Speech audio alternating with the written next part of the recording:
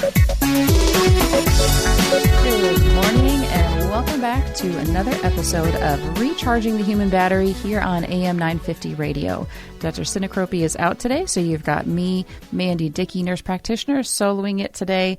So guess what that means? If you listen regularly, it is a TBI takeover again today. So we have moved on to letters F and G. So again, if you recall, if you've been listening to this series at all, I've been covering all the topics that I can think of, at least, on the different letters in the alphabet for concussion and TBI related topics. Because there's so much that can be included in these, and I'm sure it's not an exhaustive list by any means. So feel free to leave some notes for the show if you want me to cover some different things in the future for different letters. But as we go through here, again, why I'm doing this is because there are so many people out there that have concussion and don't realize it. About 1 in 4 adults walking around the United States has had some sort of degree of concussion, which is also known as a mild TBI, at some point in their lives. And it used to be the thought that people just got better and just time will tell. And most people would get better within a month is what they said. We now know that 30% of people go on to have long-term symptoms that last just kind of work forever for some of these people. And they have to learn to deal with it or learn to cope with it. So a lot of these topics that I cover would be things that would be considered symptoms or problems that people face with concussion and TBI. So again, if you have some of these symptoms and you don't know why, think back to when they started. Did you have any kind of accident, fall, slip, trip, where you didn't necessarily have to hit your head, but maybe you hit your torso hard enough to shake your head around, things like that. And maybe these are some of the explanations for why you have those symptoms. If you know you've had a concussion and you're experiencing some of these symptoms, this is why. So I'm trying to give an explanation for why they're there and how you can deal with them. So starting off, I'll get started with the first letter here in the F. And I put F and G today together because there aren't a lot of each of them to be one episode by themselves. So my first topic for F is fatigue. And this one I have kind of alluded to a little bit before. We talked about it in the last episode with energy with E. Fatigue is a very, very common symptom. We also discussed it when I talked about the letter A way back at the beginning of this series, activity intolerance. It is significant enough so that it deserved to be mentioned again, which is why I'm talking about it again here for F for fatigue. So what are the causes of it? Again, as I've talked about before, but just kind of bringing it up again, damage to brain cells and the neural pathways when we have a concussion, and altered brain chemistry, the changes in the neurotransmitters, those hormones in the brain that tell our body what to do. We have increased energy expenditure due to the brain trying to heal and compensate for the fact that we don't have all that energy. So what can this look like? The symptoms that people have: feeling tired or drained, having decreased physical and or mental stamina, difficulty concentrating, completing tasks, increased sensitivity to exertion. So if you have to exert yourself either physically or mentally, there's increased sensitivity to that, and sleep disturbances. All of those things can be signs of fatigue or causes, especially with that sleep disturbance part of it. So how do we manage it? Rest. Obviously, we need to rest. So we need good sleep at night. If you're not getting good sleep at night, naps are the key to that one. Light activity, because doing nothing is actually going to make it worse. So even just going for a few minutes of a walk several times a day, doing something to get yourself active, to get your body moving and try to stimulate that healing process to go. Sleep hygiene. So not having a TV in your bedroom or wherever you're sleeping. Don't have a TV in that area because that's really distracting. It upsets your sleep cycle. Don't be on screens right before you go to bed. That disrupts your blue light sensitivity and disrupts your sleep. Also, nutrition, hydration, stress management, pace your activities, plan time to schedule pleasurable activities, and so much more. I'll finish that list off. That's just a little teaser for you. But on the other side of the break, we'll come back and talk about this a little bit more, again, here on AM 950 Radio.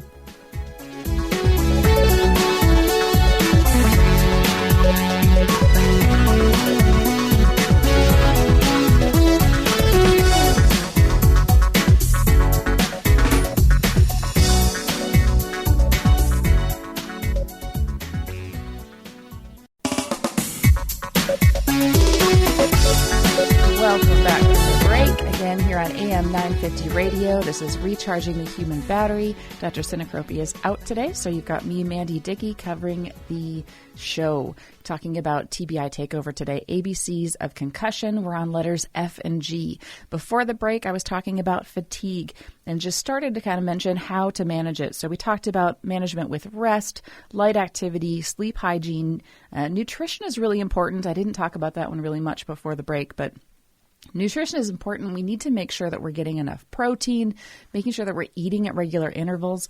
Sometimes people with concussion will forget to eat or they don't have an appetite. So trying to get some of that food in can be interesting. And at the flip side, sometimes people have an increased appetite. So making sure that you're watching what you eat and remembering the fact that you have eaten so that you don't continue to eat again, so that you have good balanced nutrition. Hydration, again, we talk about this all the time on the show, making sure you drink plenty of water. Most of us don't, but half your body weight, take your pounds, divide it by 2. That's how many ounces of water you should drink in a day at baseline. And if you're doing any more activity or if you're trying to heal from something, you need a little bit extra even than that. Stress management is huge for those with recovering from concussion and TBI because stress will make those symptoms worse. It makes your sleep worse. It makes any of these symptoms that we talk about, it makes them worse if you are under a lot of stress, which happens after a concussion, especially if you have financial issues, which is our next letter F that's coming up in a moment. That can lead to a lot of stress, but managing that stress is going to be your number one thing with that. Pace your activities, again, as I was mentioning before the break. Plan time to schedule pleasurable activities, things that you enjoy. It's going to be a balance of trying to get all of the things done that you have to get done with the little bit of energy that you have. So you need to enjoy some of the time that you have with that energy. So find time if it's just sitting outside and watching the birds, or we had a turkey in our yard yesterday. That was really cool to watch because I've never seen one in town like that before. So taking time to just enjoy those little things in life, it's really, really important to help ground yourself. And that's really good advice for anybody, not just people that are experiencing TBI and concussion recovery. And acknowledge that you might not be able to do as much as you used to. Try not to focus on the things you haven't achieved, but look at the things that you have. And I know those things are easier said than done, but again, they're really, really important. Other things that can help with that fatigue, cognitive rehab. There are some medications that might be useful for at least brief periods of time, including stimulants. Red light therapy, transcranial laser, obviously all the things that we do at Hypercharge, the EWAT, the exercise with oxygen therapy, and hyperbaric oxygen therapy as well. And there are a couple places around the metro area that do that as well. How long does it take to recover from this fatigue? That's one that I can't really answer very well. I don't have a crystal ball telling me what's going on in the future, and it varies widely. Some people can be fatigued for just a few weeks. Some, it can be years and long-lasting, kind of a permanent type of thing, depending on what's going on with them and what kind of treatment they've gotten. So a lot of variables go into that. So again, like with everything else with concussion, unfortunately, I can't tell you how long really it's going to last. And that's where people don't like me. But I wish I had a crystal ball for myself on that one. So moving on to the next F letter is finances. And this one is huge again. If you have to be off work for an extended period of time or lose your job due to injury, finances can be a major issue and lead to a lot of fatigue and stress and all the other things that tend to be a downward spiral. We talked about this in disability with D. Some people will qualify to use short-term disability, long-term disability, FMLA, or unemployment, but those are all at a decreased rate from your traditional job income, and that can affect the family's finances. So a good thing to do is take a good analysis of where you're spending your money and what needs to be done to maintain those finances. This might require the help of somebody else that has not had a brain injury so that you can evaluate where you're spending your money and see if you can make any changes anywhere. Personally, with my husband and I, we sat down and we cut out anything that we didn't need. If it was a want and not a need, it went bye-bye. So that Audible memberships, things like that, they're only $10, $15 a month, but those add up if you have several of those. So we cut out our audiobooks. We cut out music memberships. We did car washes less frequently, or we did them ourselves. We didn't go out to eat as much, although grocery bills are getting just as high sometimes these days. So that might not be as big of an issue for you. Made sure we didn't waste food. Now, this is something that most people should do anyway, but we really tried to be cautious of what we were bringing in the home and making sure that we weren't wasting food at the end of the week. We started shopping at thrift stores and discounted clothing stores like TJ Maxx and Sierra as much as possible to pay reduced prices on clothing for the kids, because they still needed kids and it still needed clothes, but we didn't want to pay full price. And I'm not one that likes to pay full price anyway, but that's a really good way to try to save a little bit of money there. We extended time between haircuts as much as possible for myself and my husband, and I cut my boys' hairs so that we didn't have to take them in anywhere. So we did all these things to try to reduce the finances that we had to spend out, knowing that my income was not there for quite some time. Use assistance when you need. Don't be too proud to do that. There are food shelves around. The county assistance programs are there if you qualify for them. Other ideas, mortgage forbearance can be taken for up to 6 months, but you do need to be cautious that it still needs to get paid back when you pick back up on your payments, and you will be considered delinquent until you pay those back. Nobody told me that until after I was in the program. Now, it was not something that we could handle at that time. I had to put it on a pause, but it was quite a shock when we got that huge bill at the end of those 6 months. If you have public student loans, you can put them on hold for up to 6 months also due to financial hardship, but they'll need to be picked up at that point. They don't pause the interest, but they pause the payments. So that gives you a little break on that one. Try not to just use credit cards. I know that's a really big temptation to just use them, but you'll have to be paying back those plus interest. So what you're going to be paying is more than what you would have paid in the meantime. You can pull money out of your retirement if absolutely needed, and that sometimes will be the case. But when you are doing that, if it gets to the point where you have to look at that, you need to be aware of a few things. Again, things that were never told to me before all of this. And I am not a financial advisor by any means, but just telling you the experiences that I had. If you pull from a retirement fund from your current employer, you can do it as a hardship, and you don't have to pay the penalties on it. If you pull it from a retirement fund from a previous employer, you will not qualify for a hardship because those no longer exist if you're not a current employee, and you'll have to pay penalties at tax time. But they do thankfully take out the taxes to the state and federal, so you don't have to worry about that part. It's just the penalties that you have to pay, but things that you have to be knowledgeable about. And finances affect our family, as I mentioned. So the next F letter is family. Families often experience many changes as the shifts in family dynamics occur after a person has experienced a brain injury, really of any kind. So stroke, TBI, any of those would be the same kind of things. But the spouse and or parents, if the kids are injured and the person is elderly, it kind of depends on where you are in that. If it's the parents or the kids that are helping the person, may take on the role of the caregiver, and they often have to take on increased responsibilities in the home. And this leads to changes in employment, in household tasks, social activities that the other spouse, partner, parent, whatever, might have to take up another job to make up the cost of the person that wasn't able to work anymore. Those household tasks still need to get done by somebody, so you're going to have to redistribute them. In our house, we redistributed. My kids had to do more chores because I couldn't do a lot of stuff for a long time. And social activities tend to go on a pause because you're so busy trying to do all the things in your house that social activities are not a need as much at that point. They are, but they aren't, if that makes sense. The financial strain on the family can affect our relationships and cause financial stress on the family in general. Those relationships can change due to that caregiver role and due to stress from potential personality changes in the person that has the injury. It can lead to social isolation, not just for the injured person, but also for the spouse and caregiver, the immediate family, due to limited capacity to be in those busier environments. It can be very overstimulating, overwhelming to be in a busy situation. Even if it is a bunch of friends, it still gets very loud very quickly. I noted we had to leave events multiple times early because it was just too much and I couldn't be there as much as I wanted to be with friends and family. It just wasn't possible. So it did lead to some isolation. We missed some family gatherings at the holidays, especially in that first year because it was too overstimulating. I come from a very large family, so trying to be in an enclosed space with all of those people was incredibly overwhelming. So my kids missed out on time with their cousins, their aunts and uncles, and their grandparents. So it wasn't just me that was affected, it was the whole family. There are a high number of marriages that end after brain injuries, unfortunately, with rates varying widely between whatever article you want to find online, anywhere between 15 and 78%. So that's a huge difference in those rates. I'm not sure how the different researchers found those different numbers, but very wide variety of marriages that are affected by brain injuries.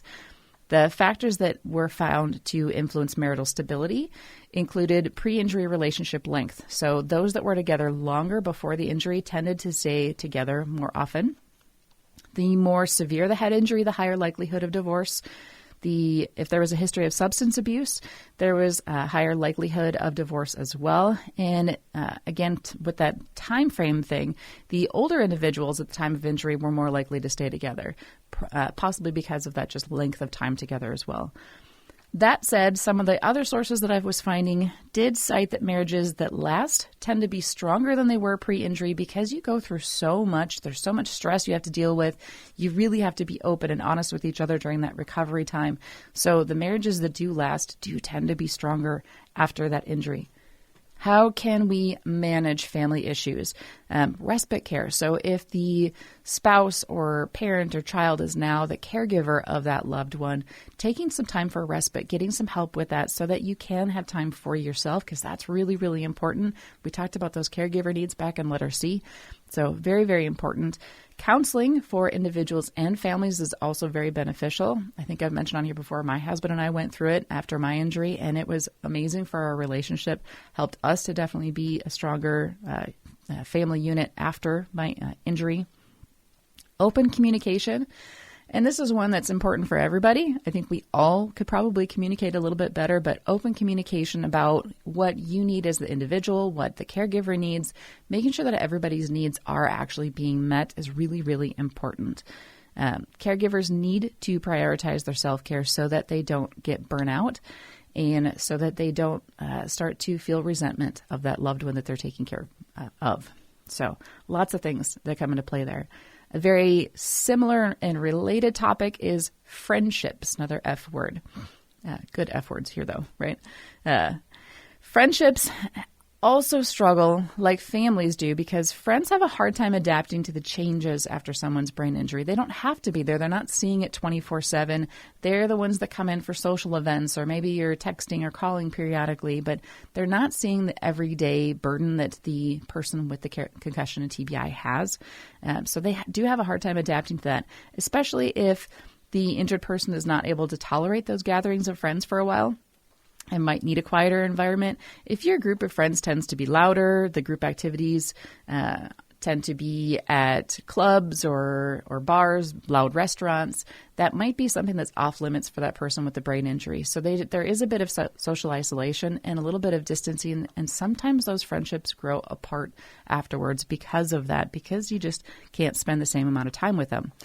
Conversations may look different. They might be less frequent. So those texts or calls might happen less often because the person can't tolerate all that talking, or they don't remember to call people or text people, or they might get text messages and forget to respond back. It's not that they don't want to, but that memory piece after a head injury is definitely a big factor in whether or not you remember to communicate with people.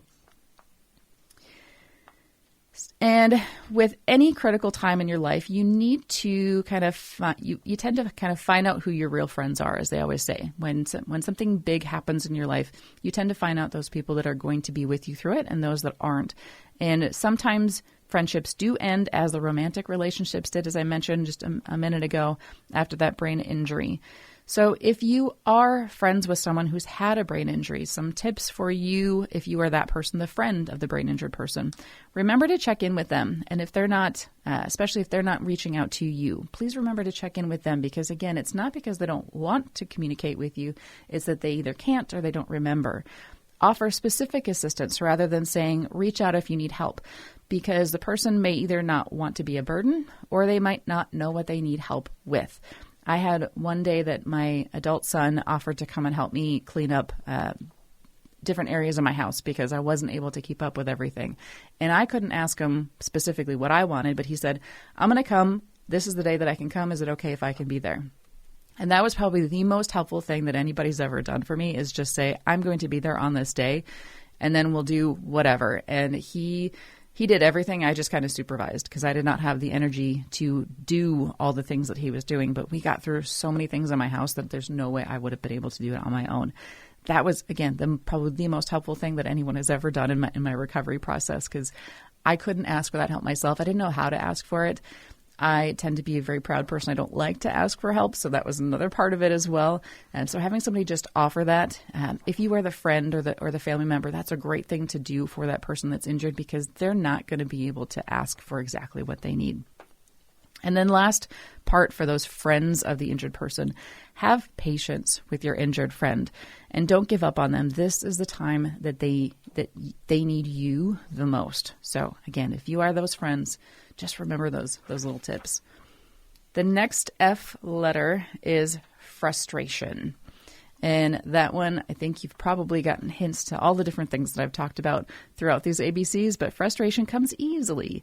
You get easily frustrated with your family, with your children, your spouse, your pets.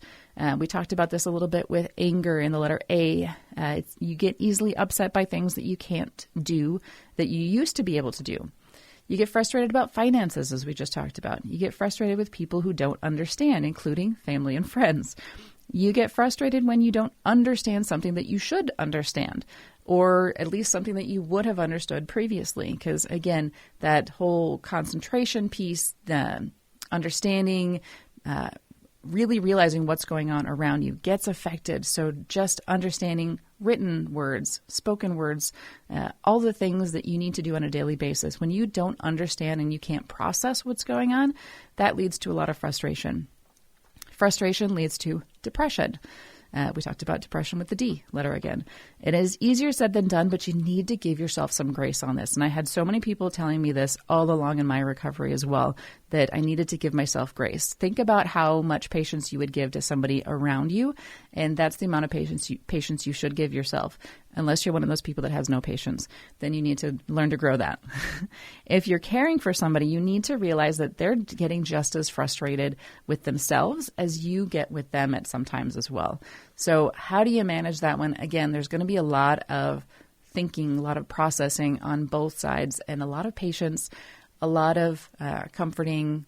This is where, again, counseling can be helpful to try to deal with some of those frustrations, talk through them, analyze, are the things you're getting frustrated with something that you can manage, something that you don't have any control over, and what you can do with those. And again, communication is going to be key on this one.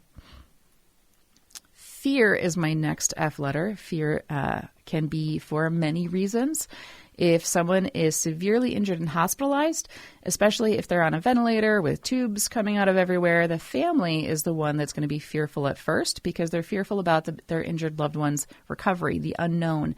It's not so much on the individual that's injured at this point, because they don't even know what happened yet. So fear starts off probably with the family members, with the caregivers, because they don't know what's going to happen. In the recovery phase, fear develops in the individual due to, again, the unknown. Will I recover? When will I recover? What if I don't recover? All the what ifs, all the whens, all the unknown information of what's going on in the future. There's a fear of long-term consequences. Again, I mentioned 30% of people will continue to have symptoms that are ongoing. So it's the fear of, am I going to be part of that 30%? Fear of changes in your life, changes in your plans, your family, your job. You can have all the best laid plans, and then you get in an accident and you have a brain injury, and life is changed in an instant. And that causes stress, and stress causes fear, and vice versa. And they go back and forth. Fear can also be PTSD related. So PTSD, post-traumatic stress disorder, I think everybody is pretty much aware of that, but car accidents, sporting events, anything that can cause those concussions can cause PTSD as well. You can become scared of having that same event happening again. There are multiple stories of athletes that have become frozen due to the fear of repeating that same event and getting hurt again. And it can paralyze them emotionally and prevent them from actually returning to their sport at the same level of competition that they were prior to their injury, even if they have no lasting effects from their brain injury. It's just from that PTSD part of it. So that'll be really important. We'll talk about that way down in the letter P. But yeah, definitely something to be concerned about there. Fear can also be caused by neurotransmitter imbalances, those hormones in the brain that tell our brain and our body what to do. The brain creates fear about nothing when these hormones are interrupted. You start to ruminate and overthink things. You think the worst. You always feel like something bad is going to happen. And that can affect relationships because you're constantly thinking that there's something bad coming around the corner, and you ruminate. Ruminating means you just sit there and you roll over the same information over and over and over again, and it doesn't get you anywhere. All it does is increase your anxiety. So how do you manage fear? This one's a really, really tough one to deal with. But again, support groups are going to be really helpful. Professional help. This is where counseling, therapy, that's their bread and butter, is kind of dealing with this kind of stuff. PTSD and fear, anxiety. Sometimes anti-anxiety medications can be helpful, again, even in the short term, just to kind of help you get through that period of time when you need to learn to deal with it. But until you can learn to deal with it, they help to manage some of those hormones. Relaxation, meditation, journaling. Journaling is really important because you can look back on it and see how you felt and how you managed and how you got through some of those things. So don't discount journaling. I've learned a really good benefit about that recently as well. I've journaled periodically throughout my lifetime and never really thought much of it. But when you go back, you can see how long symptoms have been present or how long symptoms have been gone if you're in the recovery phase. You can see when you started to feel better if you're taking notes on all of those things. Again, it's easier said than done to kind of relax and meditate, but those things do over time work. It's not something you can meditate once for 5 minutes and say you're done and you tried it and it didn't work. A habit is built in 21 days and it is unbuilt in at least 21 days as well. So you can't try meditation or journaling or relaxation once and say it's not for you. You really got to give it a try for a good month before you know. And if you are that person that's had your memory affected from a concussion, you might want to write it down. Otherwise, you're not going to remember how many times you've done it. So there's that.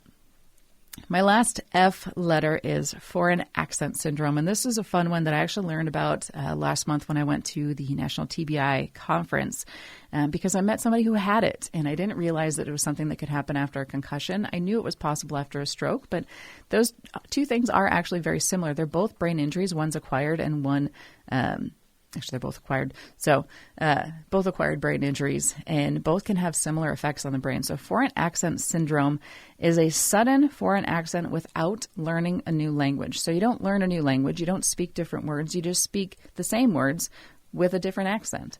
It can happen after any kind of traumatic or acquired brain injury, as I just mentioned, with strokes as well. It is often linked to the speech areas in the brain, particularly Broca's area. Broca's area tends to be in the front left part of the brain. For most people, our language is on the left side of our brain. Broca's area is in the frontal lobe that lets us get our words out. That's the area that's responsible for rhythm and melody of speech and changes in pronunciation. So again, your native language remains the same. You don't learn new words, but the way you speak it changes. So it comes off as this different foreign accent. I met a gal one time after her stroke. She had a Danish accent. And the person that I met, he was able to take on the accent of anybody he was introduced to. It was kind of cool. So management of this speech therapy can sometimes help. Sometimes it resolves on its own. Sometimes you just get this keepsake of a new accent without having to go anywhere. Moving on then to our G letters, and I have a couple of those to go through before we end our time here today. So the first G letter is grief. And grief is a funny thing because it looks different for everyone, but it is a very real response after a brain injury. Kubler-Ross is a well-known philosophy technique of the stages of grief. So you can find it in any psychology textbook, these stages of grief: denial, anger, bargaining, depression, acceptance. Denial is the difficulty accepting the reality of the journey and its impact on you. Anger is the frustration and resentment towards the situation and yourself. Bargaining is trying to find ways to undo the injury and regain what was lost. Depression, obviously, is sadness, hopelessness, sense of loss, and the acceptance is coming to terms with the new reality and finding ways to live a fulfilling life. So grief happens because you lose that sense of who you were. You lose that part of your identity. You have changes in your life, your independence, your relationships, finances, changes in your abilities. It impacts your life plans. As I mentioned, I had just switched jobs a month before my accident, and I had been in neurology for many, many years, was trying my hand in spine surgery with neurosurgery, and was loving it. And I got to see a brain surgery the day of my accident, and I went from my highest high to my lowest low a few hours later, being in the emergency room with a C-collar around my neck and ice packs everywhere and not remembering what was happening. And suddenly 2 years have gone by and I'm still in that recovery phase. So life is not what I thought it was going to be 2 years ago. So things change, plans change, independence changes, relationships change, finances change. All of these things change because of a sudden injury that took away some of your life there. So grief is a real thing. It's often confused with post-concussive syndrome or PTSD. It's often overlooked, but it's a very emotionally painful thing. And it's important to acknowledge grief and address grief for that individual and for their loved ones. Because as you're grieving, you tend to spiral downward. It gets to be a very dark hole that you get into, and it's very full of depression and anxiety because you are not the same person that you were before, because you can't do things the same as you were before. And that might include finances, kind of losing that sense of self because you can't support your family like you used to. And it's really easy to get into a negative spiral with that so that you have difficulty getting back out of it. And it's hard, but it's very important to acknowledge that and to realize that you can't always get yourself out of that hole. You need some help with that. So that's where, again, therapy comes into play. Really good relationships with your family and your friends. It's important to make sure that you keep at least some of those so that you have that support as you're going through this. I thankfully had a lot of really good support around me to help me through all of these phases of grief that I had as I lost my sense of self and wasn't sure if I was able to ever get back to being a nurse practitioner. But here I am a month back into being a nurse practitioner again, finally, very part-time, but I'm there. And it's my first day when I saw my first patient, I was literally dancing in the hallway because, as I said to my colleagues, it felt good to feel real again because I didn't feel real. I didn't feel whole for a very long time. So it's a very, very very real, very raw emotions to go through. How do you manage that grief? Again, as I mentioned, having a lot of support around you. Support groups can be very helpful. Self-care, taking that time to take care of yourself, doing those things like relaxation, calming techniques are really, really important to help keep you grounded in what's going on. Because again, it's easy to kind of spiral and start thinking about all the what ifs again. Seek professional help. Therapy is I cannot estimate or explain how important really that is. It's really, really, really, really helpful.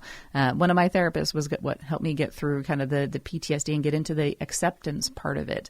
I think I mentioned it on the show that when we talked about acceptance back in A. So as she was talking about it, pain, whether it is physical or emotional, plus non-acceptance equals suffering. So not accepting where you are. Pain, that same pain, whether it's physical or emotional, plus acceptance, accepting where you are. You don't have to like it, but accepting it. Pain plus acceptance equals pain. You just have the pain. The suffering part is optional. And I think as I talked about back then, it reminded me of the path to the dark side. So my new goal was to not make it to the dark side on that one. So again, very grateful for the support that I had around me at that time. Acknowledge conflicting feelings. Learn to let go of them and learn to move on. Again, easier said than done, but you have to look for the positives in whatever situation that you have. If I had not gotten into my car accident, if I had not gotten a TBI myself, I wouldn't have learned all the things that I have to be able to bring them to you guys, to educate you, to educate my patients, to educate my colleagues so that we can improve care for patients that are experiencing concussion and TBI. So there are definitely positive things that came out of my accident. Whether or not I saw it at the beginning was a whole nother story.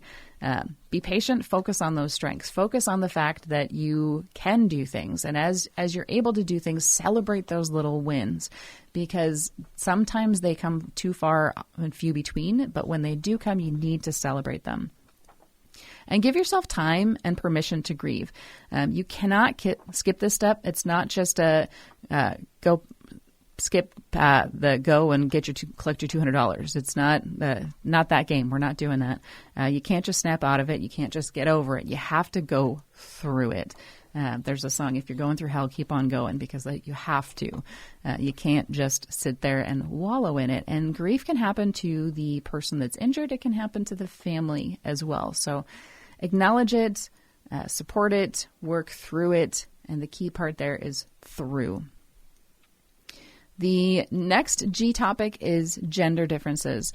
I did an entire episode of this on my podcast, Brain Wellness, the podcast. So if you want to hear an entire episode just about the gender differences, episode 67 on my podcast, Brain Wellness, the podcast, you will get all of that there. But I just wanted to refer back to a few highlights here for you, to just kind of give you a little teaser to think about going back and listening to that episode. Females tend to have more cognitive impacts afterwards. So there is a difference between biological males and females in regards to healing from concussion. As I mentioned, females tend to have more cognitive impacts. They tend to have longer recovery time for that initial concussion and longer recovery time for subsequent concussions, regardless of how many or how little it was. It tends to take less impact to cause more symptoms the next time around. And concussions may actually happen more often in females than in males, though the research has always shown the opposite. But again, because of the biological changes, biological females tend to have less muscle mass on their neck to support the head, so injuries can happen a lot more commonly. And it's very much underreported in the research and very much under-researched. So if you're trying to find any kind of details on females, it's only really been in the last few years that any research has been done to really look at those gender differences, but there's so much still to be done. I have learned more recently that after a concussion, females can have changes in their hormones that affects all of your hormones, actually, so that'll be in my H episode later on down in the future here. But it can put women into early menopause even. So a lot of those hormones are changed, and we just aren't doing the research on it. So there's so much more yet to come about gender differences. And again, if you want to hear all of the fascinating things that I found, episode 67 of my podcast, Brain Wellness, the podcast, will get you all of the details that you might want to know on that, and some surprising things in there as well. The last topic that I have, I'll start on it before we get to the break and then come back and finish it afterwards. But this last topic is guilt. And this is a big one, and kind of why I wanted to take a little bit more time on this one, because it can happen again to the injured person or to somebody else. So if you're feeling this, I'll kind of give you a little bit of an explanation of why. When we were going through, again, also on my podcast, I had my husband come on and talk about it, and we talked about relationships, and that kind of gets back to a lot of the stuff that we've been talking about today as well. But my husband admitted that he felt a lot of guilt because I was injured so badly in our accident. He was the driver, I was the passenger, and he felt like it should have been him that was injured since he was the driver. And he really felt guilt for a long time. That kind of put a wedge between us for a little bit, because he became angry because of his guilt, and he didn't want to admit it. He thought I resented him, but I at the same time thought he resented me a little bit because I had so many symptoms and I couldn't get back to work. But there were so many feelings around that. And there are feelings that weren't wanted, but they just are a normal part of the healing process and need to be worked through. So guilt is a normal thing that happens. Again, it happens to you, both the injured person and the people around them. So give yourself some grace on that. We'll talk about it more on the other side of the break and what that looks like, why it happens, and kind of how to deal with it. Again, on the other side of the break on Recharging the Human Battery here on AM 950 Radio.